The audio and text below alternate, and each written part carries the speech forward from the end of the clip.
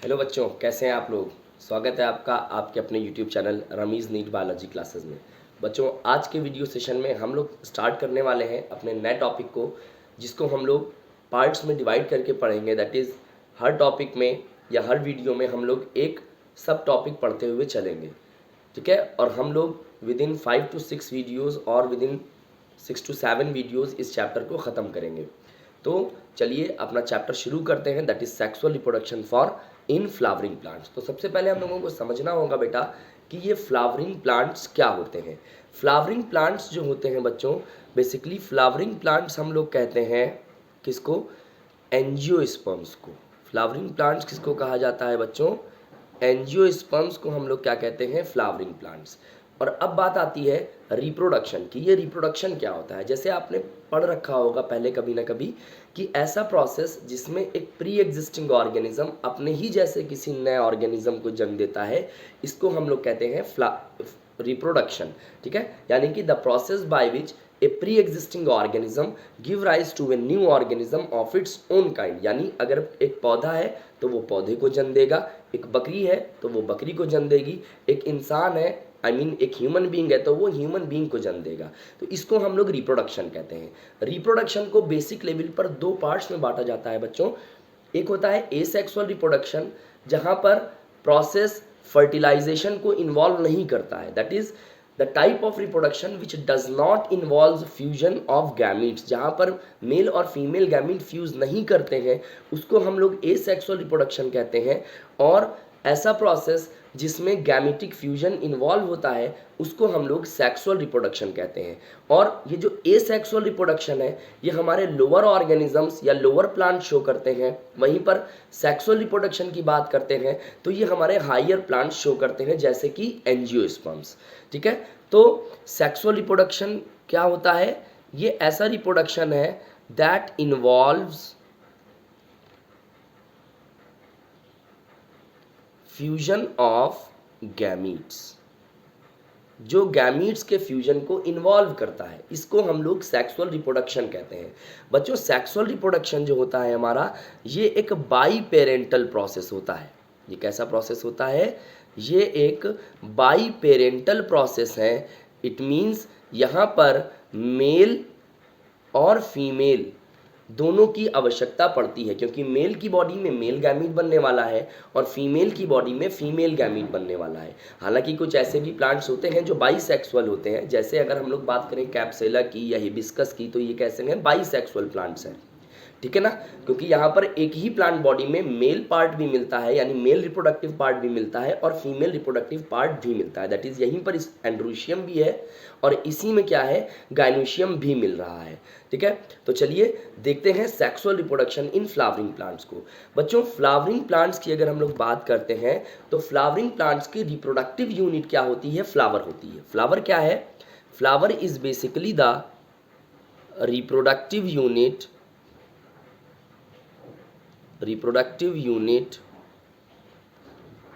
of a flowering plant. किसी भी flowering plant के रिप्रोडक्टिव यूनिट को बच्चों हम लोग क्या कहते हैं, फ्लावर कहते हैं। अच्छा, ये फ्लावर क्या करता है, ये फ्लावर जो होता है बच्चों, यही सेक्सुअल रिप्रोडक्शन में इन्वॉल्व होता है। यही क्या करवाता है, सेक्सुअल रिप्रोडक्शन करवाता है प्लांट्स में। और सेक्सुअल रिप्रोडक्शन के एंड प्रोडक्ट क्या होते हैं, यानी जब रिप्रोडक्शन हो जाएगा तब हम लोगों को एंड में क्या मिलेगा एक पौधे में। तो end products of the sexual reproduction are fruits and seeds. ये बात हमारी एनसीईआरटी बहुत क्लियरली लिखती है कि the end product of sexual reproduction are fruits and seeds. तो फ्लावर का कौन सा पार्ट फ्रूट बनाता है और कौन सा पार्ट सीड में बदल जाता है फर्टिलाइजेशन के बाद, इसको चलिए देख लेते हैं जल्दी से। हालांकि इसको डेवलप होते हुए हम लोग जब चैप्टर हम लोग आगे बढ़ाएंगे तब वहाँ पर हम लोग इसको बनते हुए देखेंगे कि कैसे फ्रूट बन रहा है और कैसे सीड बन रहा है। तो अगर फ्रूट की बात करें तो मोटे मोटे तौर पे हमको ध्यान रखना है कि फ्रूट जो होता है it develops from the ovary. Fruit किससे डेवलप होता है, ओवेरी से। और सीड किससे डेवलप होता है बच्चों, ओव्यूल से डेवलप होता है, यानी फर्टिलाइजेशन के बाद ovary develops into the fruit while ovule develop into the seed. यहीं से हमारे चैप्टर की शुरुआत है एनसीईआरटी में। चलिए, तो अब एक चीज़ यहाँ पे समझने की कोशिश करते हैं कि ये फ्लावर बन किस स्ट्रक्चर से रहा है। तो एक साइंटिस्ट हैं बच्चों जिनका नाम है गोथे, दैट इज GOETHE, गोथे। गोथे ने क्या कहा? गोथे ने बच्चों कहा कि जो फ्लावर है ये एक मॉडिफाइड शूट है, यानी ये स्टेम का मॉडिफिकेशन है। Flower is a modified shoot. हमारा फ्लावर जो है ये बेसिकली शूट का मॉडिफिकेशन होता है। अच्छा, अब शूट की अगर बात करते हैं तो शूट की ख़ास बात क्या है कि अगर आप किसी स्ट्रक्चर को प्लांट में शूट बोल रहे हैं तो उसमें कुछ हो या ना हो, उसमें नोड्स और इंटरनोड्स ज़रूर होंगे। तो शूट का कैरेक्टरिस्टिक फीचर क्या है? Presence of nodes and internodes. ठीक है, हम लोग फ्लावर को कंप्रेस्ड शूट भी बोलते हैं। कैसे? चलिए इसको समझने की कोशिश करते हैं। जैसे मैं मान लेता हूं कि ये एक स्टेम है। ये क्या है? This is a stem. इस स्टेम में नोड्स भी होंगे। बच्चों, नोड्स को बेसिक लेवल पर हम लोग ऐसे ध्यान रख सकते हैं कि प्लांट की स्टेम में कोई भी चीज़ निकलती है, अगर कोई स्ट्रक्चर अटैच होता है तो वो नोड से ही अटैच होता है। ठीक है, और दो नोड्स के बीच का जो स्पेस होता है उसको हम लोग इंटर नोड कहते हैं। ठीक है, तो ये एक नोड है मान लेते हैं, ये हमारा दूसरा नोड है, ये एक और नोड है, और ये मान लेते हैं हमारा चौथा नोड है। ठीक है, और इन नोड्स के बीच का जो स्पेस होता है उसको हम लोग बच्चों इंटर नोड कहते हैं। The distance between two nodes is called inter node. अब यहाँ पर समझने वाली बात क्या है उसको ध्यान दीजिए। जैसे ये नोड है तो ये हमारा क्या हो जाएगा? इतना स्पेस इंटर नोड, ये भी पूरा इंटर नोड, ये भी पूरा स्पेस इंटर नोड, ये भी क्या है? इंटर नोड है हमारा। यानी दो नोड्स के बीच में क्या मिल रहा है? इंटर नोड मिल रहा है। ठीक है, अब इन्हीं नोड्स पे फ्लोरल पार्ट्स लगे होते हैं। ठीक है, जैसे अगर हम बात करते हैं फ्लोरल पार्ट्स की तो एक फ्लावर में बच्चों 4 पार्ट्स होते हैं मेनली। ठीक है, कौन कौन से? वहाँ पर होता है बच्चों कैलिक्स, दैट इज जिसको हम लोग सेपल बोलते हैं। इस सेपल के ग्रुप को हम लोग कैलिक्स कह देते हैं। दूसरा पार्ट होता है बच्चों कोरोला, इसको मैं क्या मान लेता हूँ? पेटल, और पेटल के ग्रुप को हम लोग क्या कह देते हैं? कोरोला कह देते हैं। पेटल के ग्रुप को हम लोग क्या बोल देंगे बच्चों? कोरोला बोल देंगे। तीसरा पार्ट आता है हमारा स्टेमन, तो ये मान लेते हैं कि ये हमारा क्या है? स्टेमन है, दिस इज स्टेमन। एंड बच्चों स्टेमन के ग्रुप को हम लोग क्या कह देते हैं? Androecium, androecium.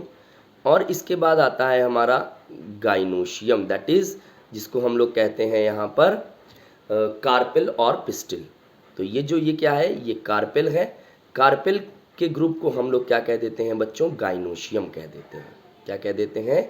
गाइनोशियम कह देते हैं। तो एक फ्लावर में कितने पार्ट्स अभी हम लोगों को दिख रहे हैं? दैट इज सेपल या सेपल का ग्रुप, कैलिक्स, फिर कोरोला, फिर एंड्रोशियम और फिर गाइनोशियम। अच्छा, जब आप इसको हम लोग मॉडिफाइड शूट क्यों कह रहे हैं?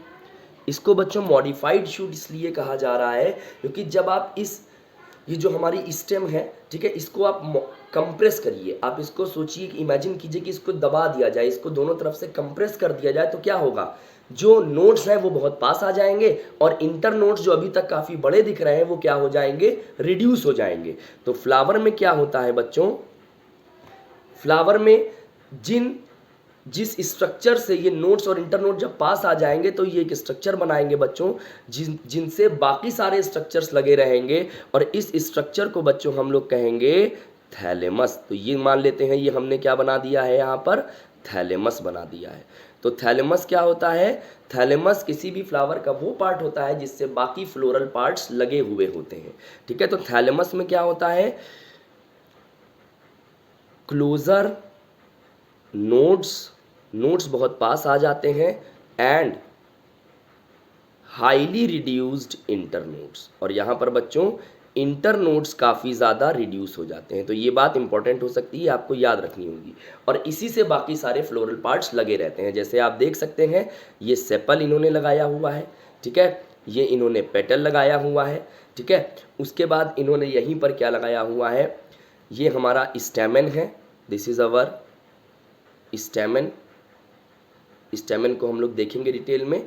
और फिर क्या है, ये हमारा आखिरी पार्ट है जिसको हम लोग कहते हैं बच्चों कार्पेल, ठीक है। और सेपल के ग्रुप को कैलिक्स कहेंगे, पेटल के ग्रुप को कोरोला कहेंगे, स्टैमेन के ग्रुप को एंड्रूशियम कहेंगे और कार्पेल के ग्रुप को बच्चों हम लोग क्या कहेंगे, गाइनोशियम कहेंगे। कार्पेल के ग्रुप को क्या बोला जाएगा, गाइनोशियम बोला जाएगा। तो चलिए अब यहाँ पर हम लोग समझने की कोशिश करते हैं फ्लोरल पार्ट्स के बारे में। तो let us try to understand about the different floral parts. बच्चों अगर फ्लोरल पार्ट्स की बात करेंगे तो ये सभी फ्लोरल पार्ट्स किससे अटैच्ड रहते हैं, अभी हमने आपको बताया, they are attached to the thalamus. ये किससे अटैच रहते हैं, ये बच्चों थैलेमस से लगे हुए पाए जाते हैं। कितने फ्लोरल पार्ट्स हैं, there are 4 floral parts, 4 floral parts होते हैं, यूजुअली 4 फ्लोरल पार्ट्स होते हैं। और जिस फ्लावर में ये चारों ही पार्ट मिलते हैं ऐसे फ्लावर को हम लोग कहते हैं कंप्लीट फ्लावर। इसको हम लोग क्या बोलते हैं बच्चों, कंप्लीट फ्लावर इनको हम लोग कहने लगते हैं, ठीक है। ये फ्लोरल पार्ट्स कौन कौन से हैं, दे आर कैलिक्स, ये कैलिक्स है, number 2 is corolla, number 3 is androecium and the number 4 is our gynoecium. Calyx, corolla, androecium and gynoecium, ये बच्चों 4 पार्ट्स होते हैं।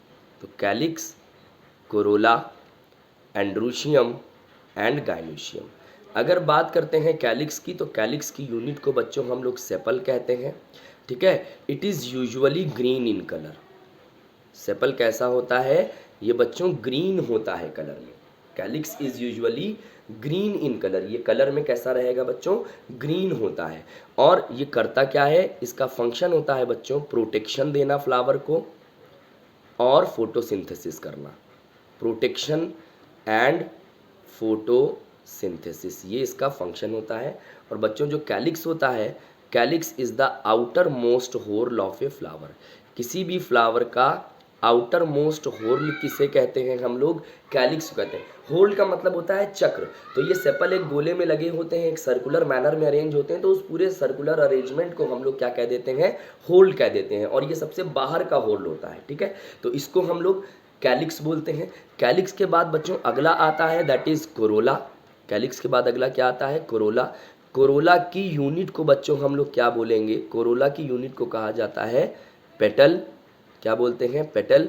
And this petal is usually coloured. ये कैसा रहता है, ये कलर्ड पार्ट रहता है, बस इसका कलर क्या नहीं हो सकता, ग्रीन नहीं हो सकता, अदर देन ग्रीन। इसका कलर बच्चों ग्रीन छोड़कर कुछ और हो सकता है, लेकिन ग्रीन नहीं होगा। अगर ग्रीन होगा तो हम लोग इसको सेपेलॉइड बोलने लगेंगे, ठीक है। चलिए, ये पेटल क्या करता है, इट इज़ इन्वॉल्व, या फिर ये हमारा दैट इज कोरोला का फंक्शन क्या होता है। कोरोला जो होता है बच्चों, इसका फंक्शन होता है attraction of the pollinating agents. ये क्या करता है, attraction of the pollinating agents. ये बच्चों पॉलिनेटिंग एजेंट्स को अट्रैक्ट करता है, जो पॉलिनेटर्स होते हैं उनको अपनी तरफ आकर्षित करता है, ठीक है। और यही जो होता है, यही किसी फ्लावर को एक खुशबू, एक सेंटेड फ्रैग्रेंस प्रोवाइड करता है, ठीक है। अब बच्चों कैलिक्स और कोरोला को साथ में हम लोग कहते हैं एसेसरी होर्ल, और ये प्रोटेक्शन भी करता है। It is also involve in protection of the flower. ये क्या करता है, प्रोटेक्शन करता है, ठीक है। तो बच्चों कैलिक्स और कोरोला को साथ में हम लोग क्या कहते हैं, they are togetherly known as accessory whorl of a flower. This calyx and corolla are togetherly known as accessory whorl of a flower. इनको हम लोग फ्लावर का एसेसरी होल्ड बोलते हैं। क्यों, क्योंकि ये क्या करते हैं, they are involve in the protection of a flower. ये फ्लावर को क्या करवाते हैं बच्चों, प्रोटेक्ट करवाना इनका काम होता है, या फ्लावर को प्रोटेक्शन देते हैं, ठीक है। लेकिन उसके बाद आता है बच्चों एंड्रोशियम। एंड्रोशियम की यूनिट को हमने जैसे अभी आपको बताया, इसको हम लोग स्टैमेन कहते हैं, और ये मेल रिप्रोडक्टिव पार्ट होता है। ये क्या होता है? Male reproductive part of a flower. किसी भी फ्लावर का मेल रिप्रोडक्टिव पार्ट जो है ये एंड्रोशियम होता है। बहुत डिटेल में इसको देखेंगे हम लोग। और लास्ट पार्ट यानी कि इनर मोस्ट होल जो होता है हमारा, वो गाइनोशियम होता है। Gynoecium is the inner most whorl of a flower. किसी भी फ्लावर के सबसे अंदर के चक्र को गाइनोशियम कहते हैं।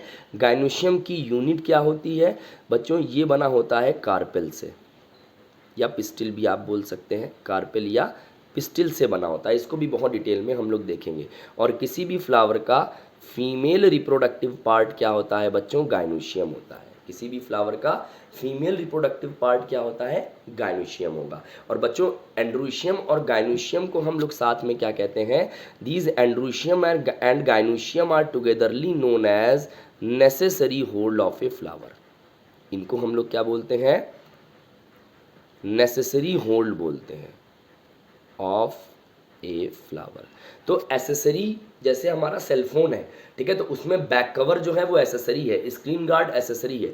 एसेसरी क्यों कह रहे हैं? क्योंकि ये प्रोटेक्शन दे रहा है। अगर आप बैक कवर हटा दें या स्क्रीन गार्ड हटा दें तो मोबाइल चलना बंद नहीं करेगा, ठीक है ना। लेकिन आप अगर मोबाइल से क्या हटा दें? बैटरी हटा दें तो मोबाइल चलना बंद हो जाएगा। सिम कार्ड हटा दें तो मोबाइल तो रहेगा लेकिन उसका कोई मतलब नहीं रहेगा, ठीक है, क्योंकि वो बेसिक नेसेसिटी हमारी कनेक्टिविटी की ख़त्म हो जाएगी, हम लोग कॉल नहीं कर सकते हैं, ठीक है। तो ये जो एंड्रोशियम और गाइनोशियम ये रिप्रोडक्शन कर रहा है, जबकि कैलिक्स और कोरोला रिप्रोडक्शन में इन्वॉल्व नहीं है, ठीक है, तभी उनको एसेसरी कह रहे हैं। और एंड्रोशियम और गाइनोशियम के बिना फ्लावर रिप्रोडक्शन ही नहीं कर सकता है, तभी इनको हम लोग नेसेसरी होल्ड कहते हैं, ठीक है। आई होप इतना हम लोग समझ गए हैं।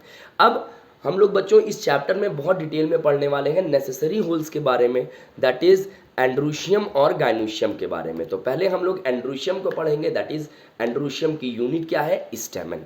तो स्टेमन क्या होता है बेटा? It is the male reproductive part of a flower.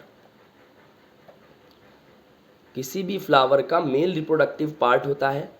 स्टेमन के ग्रुप को बच्चों हम लोग क्या कहते हैं? एक बार फिर मैं बता देना चाहता हूँ, एंड्रोशियम कहते हैं। क्या बोलते हैं? एंड्रोशियम इसको कहते हैं। स्टेमन की अगर बात करेंगे बच्चों हम लोग, तो एक स्टेमन में दो पार्ट्स होते हैं। कितने पार्ट्स होते हैं? दो पार्ट होते हैं। एक लॉन्ग फिलामेंट और दूसरा होता है बल्ब लाइक एंथर। एक क्या होता है हमारा? फिलामेंट होता है। It consist of two parts. One is our filament and the second is our anther। आप अपनी एनसीईआरटी में देख भी सकते हैं कि ये डायग्राम बना हुआ है। अच्छा, तो फिलामेंट कैसा है? ये लॉन्ग स्टॉक लाइक होता है। ये कैसा होता है? It is long and stock like. Long and stock like, ये लंबा सा स्ट्रक्चर होता है, धागे नुमा, ठीक है। और जो हमारा एंथर होता है ये बल्ब लाइक होता है, तभी हम लोग कभी कभी बल्बुअस एंथर भी बोल देते हैं। ये बेसिकली बल्ब लाइक होता है, ठीक है। तो एंथर के अंदर ही बेसिक तौर पे हम लोग ध्यान रखते हैं, जो पॉलन ग्रेन्स होते हैं वो इन्हीं एंथर के अंदर होते हैं। पॉलन ग्रेन्स जो होते हैं बच्चों वो इसी एंथर के अंदर पाए जाते हैं, ठीक है। और जो हमारा फिलामेंट है इसके दो एंड है। एक ये वाला एंड जो है बच्चों ये कहलाता है हमारा डिस्टल एंड। ये कौन सा एंड कहलाता है बच्चों? Proximal and. इस एंड को हम लोग क्या बोलते हैं बेटा? प्रॉक्सिमल एंड बोलते हैं। और जो हमारा प्रॉक्सिमल एंड है, ये कौन सा एंड है? प्रॉक्सिमल एंड है हमारा। ये प्रॉक्सिमल एंड किससे जुड़ा हुआ है? ये थैलेमस से जुड़ा होता है। ये मान लीजिए थैलेमस होगा यहाँ पर, ठीक है। तो जो प्रॉक्सिमल एंड है बच्चों, it is attached to the thalamus, while जो हमारा ये वाला एंड है जिसको हम लोग कौन सा एंड कह रहे हैं? डिस्टल एंड कह रहे हैं। कौन सा एंड कह रहे हैं? डिस्टल एंड कह रहे हैं। It is attached to the anther. ये किससे जुड़ा होता है बच्चों? ये एंथर से जुड़ा होता है। और एंथर के अंदर ही क्या होते हैं बेटा? पॉलन ग्रेन होते हैं। अच्छा, अब यहाँ पर एक बात को समझना है बहुत ध्यान से कि एंथर जब हम लोग देख रहे हैं तो एक एंथर के स्ट्रक्चर में दो लोब्स मिल रहे हैं। यहाँ पर कितने लोब्स मिल रहे हैं बच्चों? दो लोब्स मिल रहे हैं। तभी ये एंथर कैसा है हमारा? बाई लोब्ड एंथर है। ये कैसा एंथर है? It is a by lobed anther. जैसे एक लोब ये है मान लेते हैं, इट इज़ L1, और एक लोब ये है, ये L2 है, ठीक है ना, मान लेते हैं इसको, ये दो लोब्स पाए जा रहे हैं। इन दोनों लोब्स को कनेक्ट करने वाला जो स्ट्रक्चर होता है बच्चों, उसको हम लोग कहते हैं कनेक्टिव। ये जो मान लेते हैं हम कि ये क्या है बच्चों, ये कनेक्टिव है। ये कनेक्टिव इसका नाम इसीलिए है बिकॉज इट कनेक्ट्स लोब्स। ये दोनों लोब्स को क्या करता है, कनेक्ट करता है, ठीक है, ये दोनों लोब्स को कनेक्ट करता है। और ये बच्चों पैरेन्काइमा सेल से बना हुआ है। ये किन से बना हुआ है, पैरेन्काइमा सेल से बना है। तो एक एंथर का स्ट्रक्चर हम लोग बेसिक लेवल पर चलिए ड्रॉ करके देखते हैं। तो हम लोग देख सकते हैं एक लोब ये बना हमारा, एक लोब हमारा ये बन गया, ठीक है। और ये दोनों लोब्स आपस में कनेक्टेड कैसे हैं, यहाँ पर कहीं क्या होगा बच्चों, ये मान लेते हैं, ये मैंने क्या बना दिया है यहाँ पर, ये हमने कनेक्टिव बनाने की कोशिश की, ठीक है। तो एक लोब ये है, एक लोब ये है, और ये क्या है हमारा ब्लू कलर का जो मैंने बनाया है यहाँ पर, दिस इज़ अवर कनेक्टिव। ये क्या होता है बच्चों, ये हमारा कनेक्टिव होता है।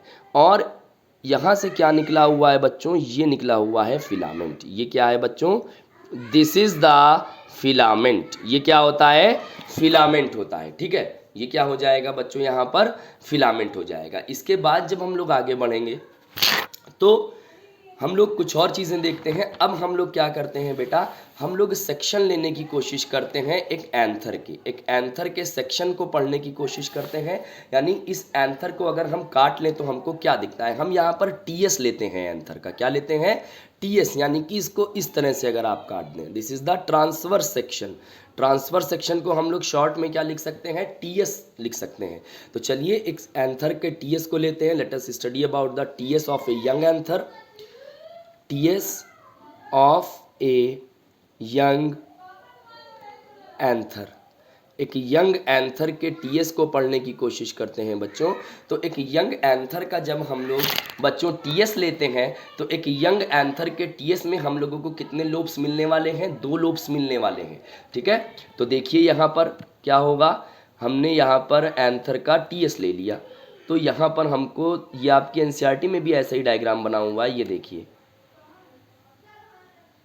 यहाँ पर हमको कितने लोब्स मिलेंगे बच्चों, दो लोब्स मिलने वाले हैं। ये देखिए, ये इस तरह से क्या मिल गया हमको, दो लोब्स मिल गए, ठीक है ना। तो this is our one lobe, ये एक लोब है हमारा, ये हमारा दूसरा लोब है। ये कैसा लोब है बच्चों, दूसरा लोब है, ठीक है। अच्छा, और हर लोब में क्या होता है बेटा, दो थीका होते हैं। हर लोब में कितने थीका होते हैं, दो थीका होते हैं। एक थीका हमारा ये है, बहुत ध्यान से समझिएगा, बहुत कॉन्सेप्चुअल क्वेश्चंस यहाँ से बनते हैं। और एक थीका हमारा ये है, देखिए, ठीक है। तो यानी कि एक एंथर कैसा स्ट्रक्चर है, बाई लोब्ड है। एंथर हमारा कैसा होता है, बाई लोब्ड है। और एक बाई लोब्ड एंथर में टोटल कितने थीका है, चार थीका। तभी हम लोग बच्चों इसको क्या कहते हैं, टेट्राथीकस कहते हैं। क्या कहते हैं बेटा, इसको हम लोग टेट्राथीकस कहते हैं। तो ए बाई लोब एंथर इज टेट्राथीकस, ठीक है। एक बाई लोब्ड एंथर को हम लोग टेट्राथीकस कहते हैं। अब इस थीका के अंदर क्या होता है बच्चों, यहाँ पर क्या होता है, स्पोरोजिनस टिश्यू का एक मास पाया जाता है। ये देखिए, ये देखिए यहाँ पर, पहले चलिए अच्छा हम लोग समझते हैं यहाँ पर क्या पाए जाते हैं, ऐसे स्ट्रक्चर्स पाए जाते हैं जो फ्यूचर में किस में बदल जाएंगे, पॉलन सैक में बदल जाएंगे। जो फ्यूचर में बच्चों किस में बदल जाएंगे, पॉलन सैक में बदल जाएंगे। इन स्ट्रक्चर्स को हम लोग कहते हैं माइक्रोस्पोरेंजियम। ये मैंने क्या बना दिया बच्चों, माइक्रोस्पोरेंजियम बना दिया। This is the microsporangium. और बच्चों ये जो माइक्रोस्पोरेंजियम है, यही फ्यूचर में किस में बदलने वाला है, पॉलन सैक में बदलने वाला है। It is going to turn into pollen sac, ठीक है। और माइक्रोस्पोरेंजियम के अंदर जो सेल्स हैं, ठीक है, यही किस में बदल जाएंगे, यही आगे चल करके डिवीजन वगैरह करने के बाद पॉलन ग्रेन में बदल जाएंगे, ठीक है। तो होता क्या है, microsporangium consist of homogeneous mass of, homogeneous mass of compactly arrange. Compactly arrange का मतलब बहुत टाइटली अरेंज होंगे यहाँ पर cells, compactly arranged sporogenous tissue. NCERT की लाइन है बेटा, बहुत इंपॉर्टेंट है। स्पोरोजिनस टिश्यू, यहाँ पर क्या होता है, कॉम्पैक्टली अरेंज स्पोरोजिनस टिश्यूज होते हैं, ठीक है, जिनको हम लोग कॉम्पैक्टली अरेंज मास सेल्स का, जिनको स्पोरोजिनस टिश्यू कह रहे हैं। तो ये देखिए, तो ये हमने मान लिया कि इसके अंदर हमने ये क्या भर दिए हैं, ये देखिए ये स्पोरोजिनस टिश्यूज हमने भर दिए। इनके सेल्स को आर्कीस्पोरियल सेल्स भी आप कह सकते हैं। ये देखिए,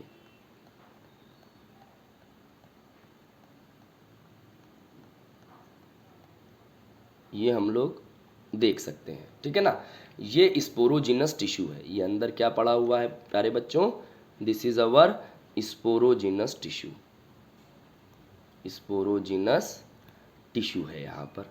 अच्छा भाई, अब जब आगे बढ़ते हैं तो ये जो माइक्रोस्पोरेंजियम है, it is covered with 4 layers. ये 4 लेयर्स के द्वारा कवर्ड रहता है। सबसे आउटर मोस्ट लेयर को बेटा हम लोग कहते हैं epidermis. The outer most layer is called as epidermis. This is epidermis. और ये एपिडर्मिस क्या है, it is made up of single layer of flat cells. It is made up of single layer of flat cells, ठीक है। ये outer most layer है, ये क्या है, आउटर मोस्ट लेयर है, that surrounds the microsporangium. Microsporangium को घेरने वाली सबसे बाहर की जो लेयर है बच्चों, इसको हम लोग एपिडर्मिस कहते हैं। माइक्रो एपिडर्मिस के अंदर कौन सी लेयर आती है बच्चों, इसके बाद जो लेयर आती है इसको हम लोग कहते हैं एंडोथीशियम। क्या कहते हैं, एंडोथीशियम कहते हैं बच्चों। यहाँ पर ये फाइब्रस लेयर है, ये कैसी लेयर कहलाती है, ये फाइब्रस लेयर कहलाती है बेटा। और ये कॉल्यूमनर सेल से बनी होती है। कॉल्यूमनर सेल्स का मतलब लंबे लंबे सेल्स होते हैं, रेडियली अरेंज होते हैं ये, दे आर रेडियली अरेंज्ड। ये कैसे अरेंज होते हैं बच्चों, दीज आर रेडियली अरेंज। ये रेडियल अरेंजमेंट होता है इनका। और ये भी हमारी सिंगल लेयर होती है, ये भी कैसी होती है हमारी, सिंगल लेयर्ड या फिर यूनी लेयर्ड कहलाती है, ठीक है। इसके बाद जब हम लोग आगे बढ़ते हैं बेटा, ठीक है, तो इसके अंदर आती है एक और लेयर आती है जिसको हम लोग मिडिल लेयर कहते हैं। लेकिन मिडिल लेयर की ख़ास बात ये है बेटा कि हमारा जो मिडिल लेयर है ना, जो हमारा मिडिल लेयर है ये मल्टी लेयर्ड होता है। यहाँ पर 3 से 4 लेयर्स मिलती हैं। जैसे हम बनाने की कोशिश करें, ये देखिए, ये हमारी मिडिल लेयर है। मिडिल लेयर में एक लेयर ये बनी, ये हमने दूसरी लेयर बनाई। ऐसे ही बच्चों 3 से 4 लेयर्स रहेंगी। तो मैं मिडिल लेयर को यहाँ पर लिखने की कोशिश करता हूँ। चलिए, ये मैं लिख देता हूँ क्या चीज़, मिडिल लेयर के बारे में। दिस इज मिडिल लेयर्स, इनको मिडिल लेयर्स बोलते हैं। ये 3 से 4 लेयर होती हैं, 3 to 4 लेयर्ड, ठीक है, यानी कि ये मल्टी लेयर्ड होती हैं। अच्छा, और इसके सेल्स थिन वॉल होते हैं। अब इसके बाद सबसे अंदर की जो लेयर आती है बच्चों, इसको हम लोग कहते हैं टैपेटम। टैपेटम की बड़ी ख़ास बातें हैं, टैपेटम बहुत ध्यान से समझना है बच्चों। ये मैंने मान लिया कि इनर मोस्ट लेयर है, तो इसको हम लोग बोल देंगे टैपेटम। क्या बोल देंगे, tapetum. Tapetum is the inner most layer. Tapetum कैसी लेयर है बच्चों, इनर मोस्ट लेयर होती है हमारी। टैपेटम कैसी लेयर है, इनर मोस्ट लेयर है। और ये बाई न्यूक्लिएटेड होते हैं इसके सेल्स। एनसीईआरटी लिखती है, एनसीईआरटी एक क्वेश्चन डाल देती है बीच में कि टैपेटम के सेल्स बाई न्यूक्लिएटेड कैसे। वैसे तो मल्टी न्यूक्लिएटेड भी होते हैं, लेकिन बुक में बाई न्यूक्लिएट लिखा है तो हम उसी को मान के चलेंगे, ठीक है, उसी पर फोकस रखेंगे। मतलब बाई न्यूक्लिएटेड कैसे हो जाती है, उस क्वेश्चन का आंसर होता है due to endomitosis. Due to endomitosis. Endomitosis की वजह से क्या होता है, ये कैसी हो जाती है, बाई न्यूक्लिएटेड होते हैं इसके सेल्स। अच्छा, और ये टैपेटम करता क्या है बेटा, अब इन लेयर्स की फंक्शन के बारे में देखते हैं। चलिए, तो ये जो आउटर 3 लेयर्स हैं बेटा, कौन सी लेयर हैं, जो आउटर 3 लेयर्स हैं, that is epidermis plus endothecium plus middle layers, ये क्या करते हैं, ये प्रोटेक्शन प्रोवाइड करते हैं। इनका काम क्या होता है, प्रोटेक्शन देना, ठीक है। और जो इनर मोस्ट लेयर है that is the tapetum. Tapetum क्या करता है बेटा, it provides nutrition to the developing pollen grains. जो पॉलन ग्रेन्स फ्यूचर में बनेंगे ना, उन पॉलन ग्रेन्स के डेवलपमेंट के दौरान उनका न्यूट्रिशन उनको कौन देगा? यही टैपेटम के सेल्स देंगे। कौन देगा बच्चों? यही टैपेटम के सेल्स जो होंगे उनको न्यूट्रिशन देंगे। अच्छा, अब जब हम लोग आगे बढ़ते हैं एनसीईआरटी में, तो देखिए क्या मिलता है हमको। तब वहाँ पर जब आगे बढ़ेंगे तो ये आप एक तो चीज़ ये देख सकते हैं कि यंग एंथर का टीएस है, यही डायग्राम आपकी बुक में है। एपिडर्मिस, एंडोथीशियम, मिडिल लेयर, ये क्या करता है बच्चों? ये प्रोटेक्शन प्रोवाइड करता है। ये क्या प्रोवाइड करता है बच्चों? प्रोटेक्शन देता है। और हमारा जो टैपेटम है ये क्या करता है? न्यूट्रिशन देता है। क्या करता है? न्यूट्रिशन देगा किसको? डेवलपिंग पॉलन ग्रेन्स को। ये डेवलप हो रहे पॉलन ग्रेन्स को क्या करता है? न्यूट्रिशन देता है। और बच्चों ये वाला जो पॉइंट है हमारा, इसको हम लोग स्टोमियम कहते हैं। क्या कहते हैं? स्टोमियम कहते हैं। और स्टोमियम ही वो जगह है जहाँ से एंथर फटता है। ठीक है, तो यही कहलाता है हमारा पॉइंट ऑफ डेहिसेंस। इसको हम लोग क्या कहते हैं बच्चों? इसको हम लोग कहते हैं बच्चों पॉइंट ऑफ डेहिसेंस। यही वो जगह है बेटा जहाँ से एंथर फटेगा और पॉलन ग्रेन्स रिलीज होंगे। ठीक है, अच्छा, अब यहाँ पर थोड़ा सा हम लोग बच्चों बात करेंगे किसके बारे में? स्पोरोजिनस टिश्यू के बारे में। स्पोरोजिनस टिश्यू जो है ना, यानी कि हमारा जो माइक्रोस्पोरेंजियम है, हमारा जो माइक्रोस्पोरेंजियम है बच्चों, इस माइक्रोस्पोरेंजियम के अंदर क्या भरे हुए हैं? Sporogenous tissue. इसके अंदर क्या है? स्पोरोजिनस टिश्यू भरा हुआ है। और इस स्पोरोजिनस टिश्यू का हर सेल, बहुत गौर से समझिएगा, इस स्पोरोजिनस टिश्यू में जितने भी सेल्स अंदर मिल रहे हैं माइक्रोस्पोरेंजियम में, हर सेल में ये क्षमता है कि वो फ्यूचर में क्या बना सकता है? पॉलन ग्रेन बना सकता है। ठीक है, तभी इस स्पोरोजिनस टिश्यू के हर सेल को, यानी each cell is a potential pollen grain, हर सेल में ये क्षमता है कि वो पॉलन ग्रेन में बदल जाएगा या पॉलन ग्रेन बना देगा। तभी हम लोग इसको क्या कहते हैं बच्चों? पोटेंशियल पॉलन ग्रेन बोलते हैं। हर सेल में ये क्षमता है यहाँ पर।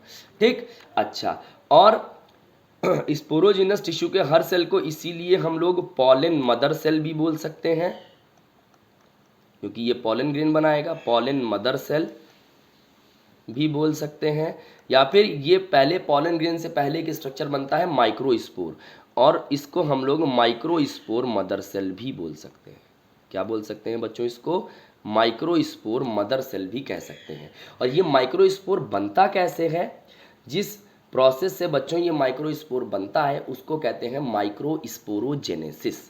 क्या बोलते हैं? माइक्रोस्पोरोजेनेसिस। तो चलिए जल्दी से हम लोग देख लेते हैं माइक्रोस्पोरोजेनेसिस के बारे में। तो अगर हम लोग माइक्रोस्पोरोजेनेसिस के बारे में देखेंगे तो माइक्रोस्पोरोजेनेसिस क्या होती है कि माइक्रोस्पोर मदर सेल से, इसको हम लोग शॉर्ट में एमएमसी भी लिख सकते हैं, माइक्रोस्पोर मदर सेल से माइक्रोस्पोर्स का बनना, माइक्रोस्पोर्स का बनना। और बच्चों यहाँ पर जो डिवीजन होता है वो होता है हमारा मियोसिस। क्या होता है? मियोसिस होता है। और मियोसिस एक रिडक्शन डिवीजन है, और मियोसिस के रिजल्ट में एक पेरेंट सेल 4 डॉटर सेल्स का फॉर्मेशन करता है। ठीक है, तो ये माइक्रोस्पोर जो होता है, ये 4 माइक्रोस्पोर बनते हैं एक माइक्रोस्पोर मदर सेल से, जिनको हम लोग टेट्रैड कहते हैं। क्या कहते हैं? माइक्रोस्पोर टेट्रैड कहते हैं। तो यही माइक्रोस्पोरोजेनेसिस की डेफिनीशन हो जाती है बच्चों कि ऐसा प्रोसेस जिसमें माइक्रोस्पोर मदर सेल मियोसिस करके माइक्रोस्पोर टेट्रैड का फॉर्मेशन करती है, उसको हम लोग माइक्रोस्पोरोजेनेसिस कहते हैं। ठीक है, और सबसे कॉमन टेट्रैड जो बनता है बच्चों फ्लावरिंग प्लांट्स में, मोस्ट कॉमन टाइप ऑफ टेट्रैड जो यहाँ पर बनेगा वो होता है हमारा टेट्राहेड्रल टेट्रैड। उसको हम लोग क्या कहते हैं बच्चों? टेट्राहेड्रल टेट्रैड। वैसे तो बहुत सारी तरह के टेट्रैड बनते हैं। टेट्राहेड्रल टेट्रैड है, आइसोबाइलेटरल है, डेक्यूसेट होता है, टी शेप्ड होता है। तो हमको उसके बारे में ज़्यादा जानने की मेरे ख्याल से आवश्यकता नहीं है। लेकिन एंजियोस्पर्म में सबसे कॉमनली कौन बन रहा है, डाइकॉट्स में सबसे कॉमनली कौन बन रहा है, वो है हमारा टेट्राहेड्रल टेट्रैड। ठीक है, तो ध्यान रखिएगा टेट्राहेड्रल टेट्रैड जो होता है it is most common type of tetrad which is found in dicot angiosperm. ठीक है, अच्छा कैसा होता है ये टेट्राहेड्रल सिमेट्री, जैसे sp3 हाइब्रिडाइजेशन में आई थिंक आपको पढ़ा होगा, तो बस वैसे ही अरेंजमेंट होता है। ये देखिए, ये 3 सेल्स आपको आगे दिख रहे हैं और एक पीछे दिखेगा। ठीक है, तो ये टेट्राहेड्रल टेट्राड है, यही माइक्रोस्पोर टेट्राड है। और इसमें जितने भी माइक्रोस्पोर्स हैं, जितने भी माइक्रोस्पोर्स होंगे बच्चों, ये कैसे होंगे, ये हैप्लॉइड होंगे। और मियोसिस हमेशा डिप्लॉइड सेल में होती है, इसका मतलब माइक्रोस्पोर मदर सेल डिप्लॉइड होगा। माइक्रोस्पोर मदर सेल या फिर स्पोरोजिनियस टिश्यू का सारे सेल्स कैसे होंगे, डिप्लॉइड होंगे, क्योंकि मियोसिस कभी भी हैप्लॉइड सेल में नहीं होती। और ये बहुत सारे सवाल आते हैं यहाँ पर, ठीक है ना। और ये टेट्राड में जो माइक्रोस्पोर होते हैं, microspores are attached by callose, ये कैलोज के द्वारा अटैच्ड होते हैं बच्चों। और कैलोज पर कौन काम करता है बेटा, कैलेज काम करता है। कैलोज पर कौन काम करता है बेटा, कैलेज काम करता है। और ये कैलेज जो होता है ना, यही कैलेज क्या करता है, टैपेटम से निकलता है। ये कैलेज कहाँ से निकलता है, टैपेटम से निकलता है, और इस माइक्रोस्पोर टेट्राड को स्प्लिट करा देता है। ठीक है, इस पर कौन काम करता है, माइक्रोस्पोर पर कैलेज एंजाइम काम करता है। कैलेज एंजाइम काम करेगा बच्चों यहाँ पर। ये कैलेज एंजाइम कहाँ से निकलता है, बाई टैपेटम, ये टैपेटम से निकलता है। ठीक है, और ये क्या कराता है, माइक्रोस्पोर के बीच में जो सीमेंटिंग मटेरियल है उसको डिसॉल्व कर देता है। और आप देख सकते हैं ये चारों माइक्रोस्पोर्स क्या हो जाते हैं, अलग हो जाते हैं। ये देखिए, चारों माइक्रोस्पोर अलग हो जाएंगे, माइक्रोस्पोर्स ये सारे अलग हो गए। और यही माइक्रोस्पोर्स आगे चल कर के बच्चों डेवलपमेंट करेंगे, और ये डेवलप हो जाएंगे किसमें, पॉलन ग्रेन्स में। ये किस में डेवलप हो जाएंगे, पॉलन ग्रेन्स में डेवलप हो जाएंगे। और बच्चों पॉलन ग्रेन का स्ट्रक्चर हम लोग और इसका डेवलपमेंट हम लोग नेक्स्ट लेक्चर में करेंगे। तो इतना हम लोग ने कवर कर लिया। तो चलिए देखते हैं, इसके बाद आपकी बुक में जो डायग्राम दिया हुआ है बच्चों, उसको समझने की कोशिश करते हैं। ये वाला डायग्राम है देखिए, और ये जो इन्होंने बताया है, ये देखिए, ये मैच्योर डेहीज्ड एंथर, यानी एंथर फट चुका है। और पॉइंट ऑफ डेहिसेंस क्या है, अभी आप लोग बता सकते हैं हमको, पॉइंट ऑफ डेहिसेंस क्या है बच्चों, पॉइंट ऑफ डेहिसेंस जो है इट इज़ स्टोमियम। ये क्या होता है, स्टोमियम होता है। ठीक है ना, पॉइंट ऑफ डेहिसेंस क्या है बच्चों, स्टोमियम जो होता है, ये है हमारा पॉइंट ऑफ डेहिसेंस। ठीक है, तो जो पॉइंट ऑफ डेहिसेंस है ना, यहाँ पर फाइब्रस लेयर भी नहीं होती है, पता है आपको। पॉइंट ऑफ डेहिसेंस पर क्या होता है, फाइब्रस लेयर इज एब्सेंट। ये बड़ी ख़ास बात है, थोड़ा सा एक्स्ट्रा हम आपको इसलिए बता रहे हैं ताकि अगर डेप्थ में भी अगर एग्जामिनर जाए तो वो आपको कोई प्रॉब्लम ना हो। फाइब्रस लेयर यहाँ पर एब्सेंट होती है, यानी कि एंडोथीशियम थोड़ी सी एब्सेंट होगी पॉइंट ऑफ डेहिसेंस पे। तो देखिए, ये पॉइंट ऑफ डेहिसेंस है, ये पॉइंट यहीं से पॉलन ग्रेन शेड हो रहे हैं। ठीक है, पॉलन ग्रेन कितनी स्टेज में शेड होते हैं, किस स्टेज में शेड होते हैं, कैसे ये काम करते हैं, कैसे ये डेवलप होते हैं, इनके अंदर जो 2 सेल्स बन रहे हैं वो कैसे बनेंगे, ये मेल गैमीट कैसे बनाते हैं, इन सब को बच्चों हम लोग देखेंगे अपने अगले लेक्चर में। तब तक के लिए stay safe, stay healthy and keep studying hard, and don't forget to subscribe the channel and share the video amongst your colleagues and friends. Thank you.